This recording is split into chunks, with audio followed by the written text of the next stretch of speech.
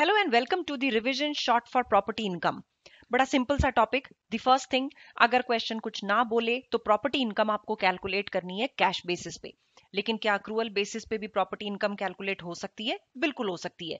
जिन भी tax payers की property income की रिसीट्स 1,50,000 से ऊपर हो वो accrual basis of system use कर सकते हैं। मतलब कि कैश बेसिस में तो जो भी रेंट रिसीव्ड है माइनस जो भी खर्चे आपने पे किए हैं। अक्रूवल बेसिस में जो भी रेंट रिसीवेबल है या रेंट जो भी साल भर का ड्यू होता है लेस जो भी साल भर के खर्चे ड्यू होते हैं। अक्रूवल बेसिस में अगर अनपेड रेंट आ जाता है उसको इंपेयरमेंट लॉस माना जाता है। ये रिसीव होगा नहीं तो लॉस की तरह दिखाना होगा। अब इसमें एक आइटम आएगा, लैंडलॉर्ड जब प्रीमियम रिसीव करेगा शॉर्ट लीज ग्रांट करने के बदले। शॉर्ट लीज होती है जो 50 ईयर्स तक की होती है। ऐसे केस में जो भी आपको प्रीमियम रिसीव होगा वो इनकम की तरह दिखाना होगा।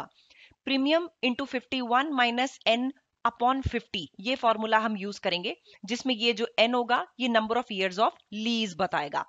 ये जो अमाउंट आएगा this will be shown as property income of the tax pair.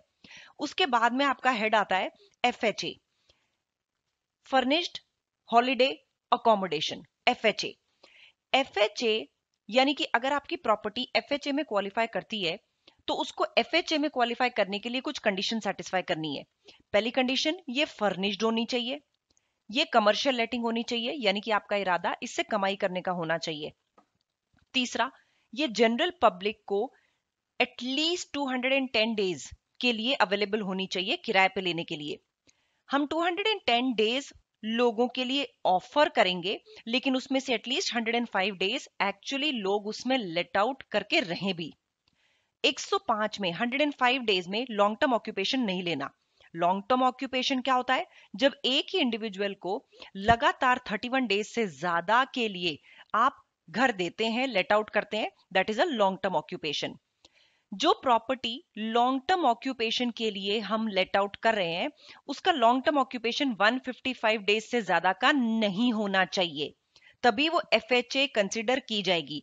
अगर 155 डेज से ज्यादा आपने किसी को लॉन्ग टर्म ऑक्यूपेशन में घर किराए पे दे दिया या प्रॉपर्टी किराए पे दे दी तो वो एफएचए नहीं कराएगी कहलाएगी। एफएचए बनने के लिए 155 डेज से ज्यादा लॉन्ग टर्म ऑक्यूपेशन के किराए पे प्रॉपर्टी नहीं जानी चाहिए, दैट्स द मेन रूल।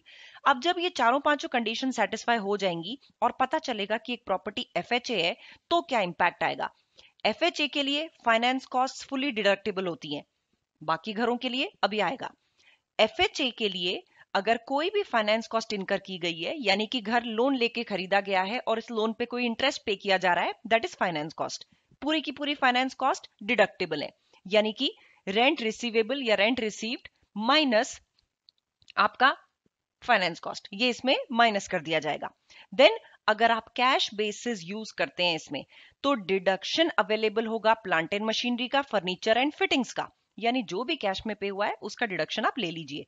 लेकिन अगर आप एफएचए के लिए अक्रूवल बेसिस यूज करते हैं तो कैपिटल अलाउंसेस मिलेंगे, प्लांट एंड मशीनरी के लिए भी, फर्नीचर एंड फिटिंग्स के लिए या फर्निशिंग्स के लिए भी। बाकी सारी की सारी रिलीफ्स, स्पेशली कैपिटल गेन से रिलेटेड रिलीफ्स, सब एक एफएचए को मिलती हैं, यानी फर्निश्ड हॉलिडे अकोमोडेशन के केस में मिलती हैं। ये सारी की सारी रिलीफ्स कैपिटल गेन का पार्ट है, कैपिटल गेन में आएंगी, यहाँ पे उसको ज्यादा दिमाग नहीं लगाना। अब आते हैं डिडक्शंस की तरफ कि प्रॉपर्टी इनकम को कम कैसे किया जा सकता है। सबसे पहला डिडक्शन, अगर प्रॉपर्टी बिजनेस के लिए कोई भी खर्चा आपने इनकर किया है that is specifically for the property business, वो अलाउएबल डिडक्शन है। दूसरा, फाइनेंस कॉस्ट। हमने एफएचए की फाइनेंस कॉस्ट देखी कि पूरी की पूरी अलाउड होती है, पूरी की पूरी माइनस की जा सकती है इनकम में से। अगर कोई और घर है जो एफएचए नहीं है तो उसकी फाइनेंस कॉस्ट सिर्फ 20% ही अलाउड होती है। वो भी कहां से माइनस करना अलाउड होती है? टैक्स पेयर की इनकम टैक्स लाइबिलिटी में से, यानी ये उसकी इनकम में से माइनस नहीं होता है। फाइनेंस कॉस्ट का 20% उसकी इनकम टैक्स लाइबिलिटी में से माइनस किया जाता है। तीसरी रिलीफ या तीसरा allowable deduction, replacement furniture relief, यानी कि आप यहाँ पे कुछ घरेलू आइटम्स हैं अगर वो भी घर के साथ देते हैं तो उनके रेफरेंस में भी कुछ रिलीफ है। पहली बात, ये रिप्लेसमेंट के रेफरेंस में रिलीफ दी गई है, नई परचेज के रेफरेंस में नहीं दी गई है। यानी आप रिप्लेस करेंगे तो डिडक्शन मिलेगा, अगर ओरिजिनली कोई आइटम नया खरीद के ला रहे हैं न्यू परचेज के टाइम पे ये डिडक्शन नहीं मिलता।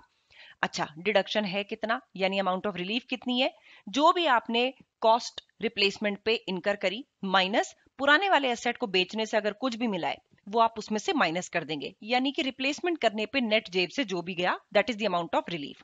तीसरा, रिलीफ जो मिलती है वो लाइक फॉर लाइक रिप्लेसमेंट के लिए मिलती है, यानी कि अगर एक सिंपल वॉशिंग मशीन है, नई वॉशिंग मशीन आप लेके आते हैं तो बिल्कुल रिप्लेसमेंट रिलीफ मिलेगी, लेकिन अभी आपने वॉशिंग मशीन को हटा के वॉशिंग मशीन प्लस ड्रायर लिया है तो ड्रायर का जो वैल्यू है that will not be given as relief. सिर्फ वॉशिंग मशीन के बराबर का अमाउंट जो मार्केट में आज की रेट में कितने की आती है वो आप डिडक्शन की तरह देंगे, dryer you will not give as deduction. उसके बाद में मोटर कार, अगर मोटर कार प्रॉपर्टी इनकम को कमाने में लगी हुई है या घर के साथ मोटर कार भी दी जा रही है, आप उसको कैसे अलाउएबिलिटी के अंडर ले जाएंगे। यहाँ पे टैक्स पेयर के पास दो ऑप्शंस होते हैं। पहला ऑप्शन जिसमें वो गाड़ी के ऊपर कैपिटल अलाउंस ले सकता है या फिर एक्चुअल मोटरिंग एक्सपेंसेस क्लेम कर सकता है।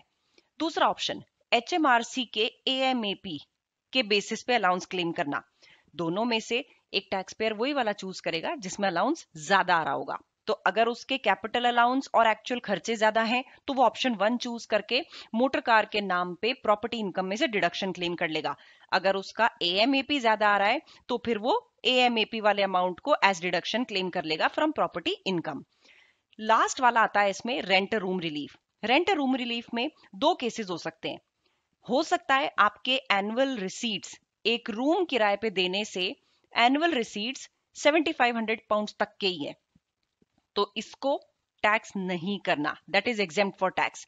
लेकिन जैसे ही रूम किराए पे देने से आपकी एनुअल रिसीट 7500 पाउंड्स को एक्सीड करती है तो दो मेथड से एक टैक्स पेयर कैलकुलेशन कर सकता है, यानी कि इसकी रिलीफ ले सकता है।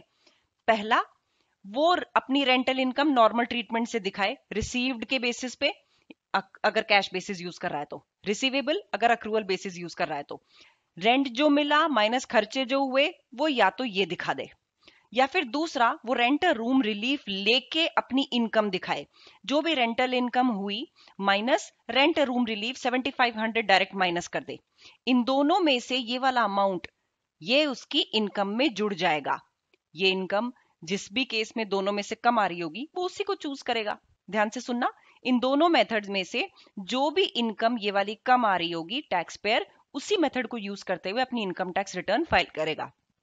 पहला मेथड जहां वो नॉर्मल कैलकुलेशन करेगा, दूसरा मेथड जहां पे उसको जितना भी रूम से रेंट आ रहा है उसमें से माइनस कर देगा वो 7500 बचा हुआ टैक्स के लिए ऑफर कर देगा। इन दोनों अमाउंट्स में से, इन दोनों मेथड्स के अमाउंट्स में से जो भी इनकम कम आ रही होगी that the tax payer will choose to file in the income tax return. सिर्फ इतने ही प्रोविजंस हैं प्रॉपर्टी इनकम में। Do revise them and thank you so much.